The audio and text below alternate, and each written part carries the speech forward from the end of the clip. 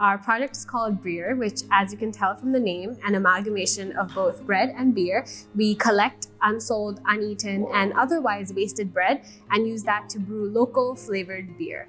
And that's essentially what we do. We're a social enterprise, of course, for profit, but we hope to create a sustainability revolution for Hong Kong.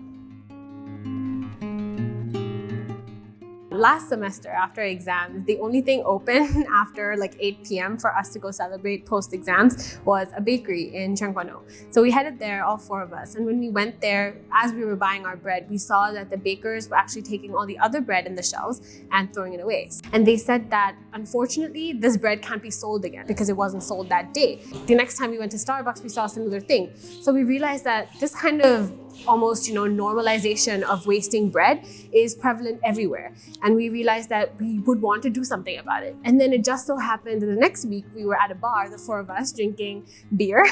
And we were speaking to the bartender who told us, did you know you can actually use bread to make beer? And we realized it's not a coincidence that the both things came to us in a span of 2 weeks. So we put two and two together and decided that we'll start this revolution and we'll begin this novel journey of turning bread, which would otherwise be waste, into beer. And now that's our team, Breer.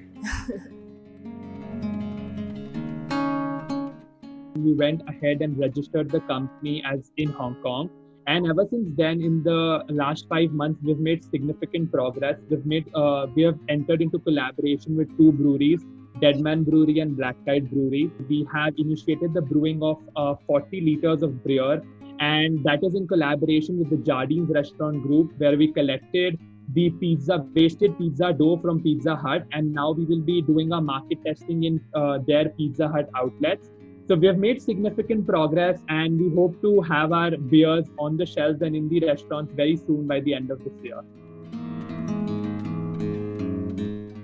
This is sort of an experience that we've had working on a project which has a very direct and tangible social contribution.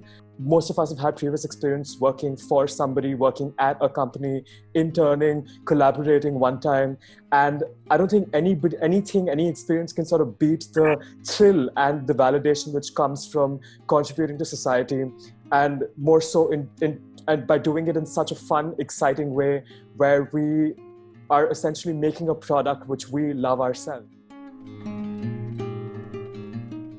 So the Entrepreneurship Center was able to connect us with the major organizations like Jardines Restaurant Group. As I mentioned that with Jardines Restaurant Group, we're doing a pilot and we're in collaboration with them, like with the Pizza Hut chain. And Donnie has also been making efforts to connect us with a few incubators. So like in terms of corporate engagement, as well as the initial investment, we got an initial investment from the Entrepreneurship Acceleration Fund.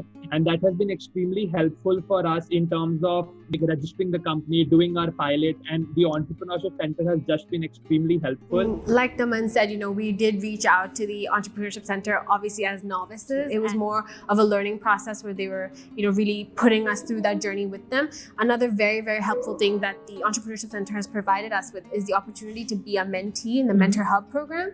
That wouldn't have been possible if it wasn't for Entrepreneurship Center. And thanks to this program, we have access to so many different individuals from so many different walks of life, so many different, industries. And we really wouldn't have this kind of exposure or networking opportunity if it wasn't for the EC. So we're very, very thankful.